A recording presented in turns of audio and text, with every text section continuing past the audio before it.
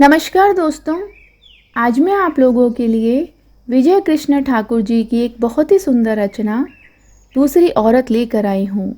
कहानी अगर आपको पसंद आती है तो इसे लाइक और शेयर ज़रूर कीजिएगा, और अगर हमारे चैनल पर नए हैं तो हमें सहयोग करने के लिए इसे सब्सक्राइब ज़रूर कीजिएगा। चलिए कहानी शुरू करते हैं। दूसरी औरत। उनकी शादी क्या हुई, मानो पास पड़ोस के लोगों को शगल करने का एक और विषय मिल गया। एक ने कहा, देखा, भाभी की डेथ हुए 4 महीने भी नहीं हुए होंगे कि श्रीमान जी ने ब्याह रचा लिया। किसी ने रिमार्क किया, शादी करने में इनकी जल्दी देखकर लगता है जैसे जनाब इंतजार ही कर रहे थे कि पहले वाली कब लुढ़के और दूसरी ले आए। एक बुजुर्ग ने मानो अंदर की बात खोलते हुए कहा, अरे भैया, पहले वाली तो इनसे वैसे भी तंग आ चुकी थी। रोज देर रात गए, रात में घर लौटना, न घर द्वार का ख्याल रखना, न कोई जिम्मेदारी। वह बेचारी तो घर की चक्की में पिसकर ख़त्म हो गई। एक ने बात बढ़ाई, बस इन्होंने तो बीवी को बच्चा पैदा करने की मशीन समझ रखा था। देखा नहीं, 5 बरस में उसे 3 बच्चों की अम्मा बना दिया। कहते हैं जब मरी उस समय भी वह पेट से थी। जितने मुंह उतनी बातें। राधा किशन बाबू और मालती के जोड़े पर हर एक का अपना टेढ़ा नजरिया था। कनछेदी भाई कहने लगे, अरे जिसे राधा किशन ब्याह कर लाए हैं वह कौन सी सती साध्वी है। ससुरी हमारे गांव की ही तो है। उसके लक्षण भला कौन नहीं जानता। अच्छा हुआ जो भाग्य से राधा किशन की तरह दूसरी बार घोड़ी चढ़ने वाला दूल्हा ही इसे मिल गया। रामस जीवन बोले, भैया अपन को तो खतरा ही लगता है। अब तुम ही सोचो, पहले से राधा किशन के 3 बच्चे हैं। अगर यही रफ्तार इन्होंने जारी रखी तो प्यारे भाई बुढ़ापे के पहल ही इनकी कमर टेढ़ी हो जाएगी। माखन लाल जी ने अपनी आशंका प्रकट करते हुए कहा, हमें तो डर लगता है भाई कि सौतेली महतारी की इन मासूम बच्चों के साथ किस तरह पटरी बैठेगी। लोगों की इन टेढ़ी मेढ़ी बातों का राधा किशन और मालती पर कितना असर होता था यह आंकना तो कठिन था, किंतु यह निश्चित तौर पर कहा जा सकता है कि इन दिनों राधा किशन में काफ़ी बदलाव आ गया था। अब वह दफ्तर से सीधे घर आ जाया करते थे। पहले की तरह उनसे बात बात पर बच्चों को झिड़कना बंद कर दिया था, बल्कि इसके उल्टे दफ्तर से लौटते समय शाम को वह उनके लिए कुछ न कुछ खाने पीने की चीज़ें लाते थे। बच्चों के लिए हर शाम कुछ न कुछ लाने का कार्यक्रम जब लंबी अवधि पकड़ने लगा तो मालती से रहा नहीं गया। एक दिन उसने कह ही दिया, मैं तो कहूँ बाजार से यह सब रोज़ लाने की बजाय तुम मुझसे बता दिया करो कि क्या खाना है, मैं खुद बना दिया करूँगी। अब तुम ही कहो, आज जो तुम लाए हो वो पाव भर बर्फ़ी 10 रुपए की तो होगी ही ना, और मैं कहूँ इसी 10 रुपए में घर में कोई ऐसा पकवान बनाया जा सकता था जिसे पूरा घर भरपेट खाता। राधा किशन सोचते थे, मालती गांव की लड़की है, उसे शहर की बर्फ़ी मलाई की चाह होगी। आज उन्होंने उसका जवाब सुना तो तबीयत झक रह गई। राधा किशन ने मुस्कुराकर कहा, तुम ठीक कहती हो, कल रविवार है, सुबह के नाश्ते में हलवा हो जाए।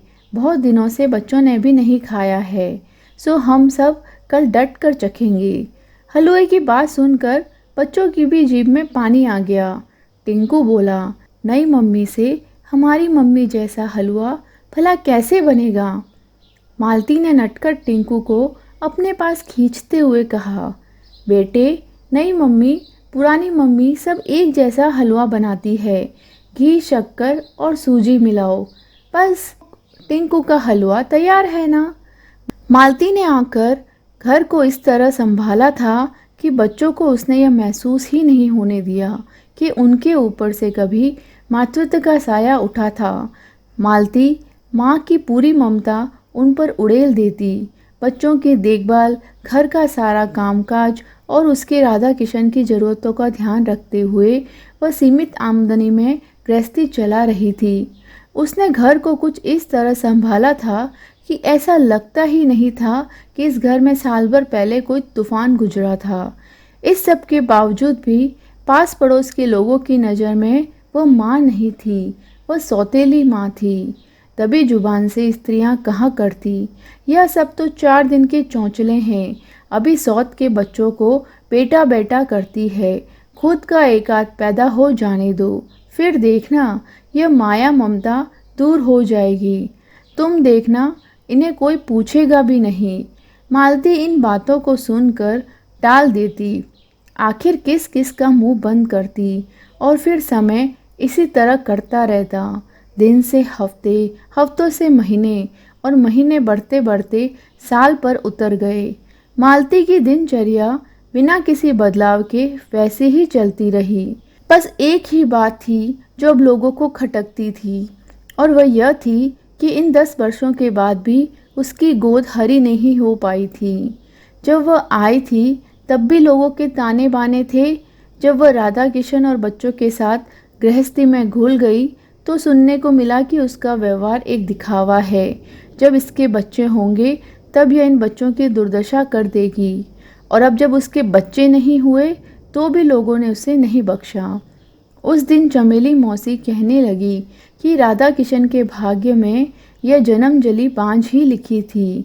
बात तो उन्होंने बड़ी दबी जुबान में कही थी, पर वह मालती के कानों तक कैसे न कैसे पहुंच गई। उसने सुना तो न जाने कैसे आंखों के कोर से 2 बड़ी बड़ी बूंदें टपक गई। किसी औरत की गीली आंखों में छलक आई इबारत को पढ़ना कोई सहज बात नहीं है। जिस विकसित मातृत्व की छांव में 3-3 बच्चे पल रहे हो, उसी को बांझ कहना कितना उचित होगा। क्या बांझ की परिभाषा किसी स्त्री द्वारा प्रसव वेदना सहकर संतान उत्पत्ति करने भर से ही जुड़ी है? मालती, जिसने अपने मातृत्व को उन बच्चों के साथ पूरे तौर पर जोड़ लिया है, उसे बांझ कहना कहीं मातृत्व का अपमान तो नहीं हो जाएगा? पर कतरनी सी जुबान चलाने वाली चमेली मौसी जैसी स्त्रियों के पास इतना सब सोचने का समय ही कहाँ है। फिर एक बात तो और भी है, बांझ तो उसे कहा जाता है जिसमें प्रजनन क्षमता ही न हो। जहाँ तक मालती का प्रश्न है, उसने तो सोच समझकर बांझपन ओढ़ रखा था। उसे लगा कि इन बच्चों की परवरिश में कोई कमी न रह जाए। उसे लगा था कि इन बच्चों की परवरिश में कोई कमी ना रहे। वे बच्चे जिनकी माँ बनने का दायित्व इस घर की दहलीज में कदम रखते ही उसे मिला था। कोई यह ना कह सके कि खुद के बच्चे हो जाने के बाद मालती ने सौत के उन बच्चों को तिरस्कृत करना शुरू कर दिया जिन पर कभी वह जान छिड़कती थी। इसी ऊहापोह में एक दिन उसने मन ही मन निश्चय कर लिया था कि अपने कोई संतान नहीं होने देगी। पिछली बार जब अपनी माँ को देखने गई तो वहाँ कुछ ज़्यादा ही रुक गई। उस बार लौटने पर राधा किशन मालती पर बहुत बिगड़े थे। कहने लगे, तुम्हें मायके पहुँचकर यहाँ का ख्याल ही नहीं रहता, तुम इन बच्चों को भी भूल जाती हो।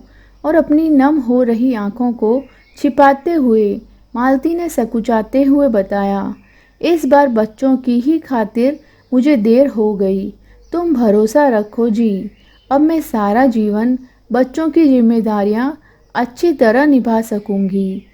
भावावेश में वह कह गई, अब मैं चमेली मौसी की बांझ नहीं हूँ, बल्कि अपने पूरे 3 बच्चों की माँ हूँ। राधा किशन मालती को एकटक देखे जा रहे थे। उन्हें लगा जैसे मालती उनकी दूसरी औरत नहीं है, बल्कि वह पहली पत्नी शोभा का ही प्रतिरूप है। वे केवल इतना ही कह पाए, भला ऐसी क्या जल्दी थी, कम से कम ऑपरेशन करवाने से पहले मुझसे पूछ तो लेती। तो ये थी बहुत ही सुंदर रचना दूसरी औरत। कैसी लगी आपको ये कहानी मुझे कमेंट बॉक्स में ज़रूर बताइएगा। मिलती हूँ किसी नई रचना के साथ में, तब तक अपना ख्याल रखिए।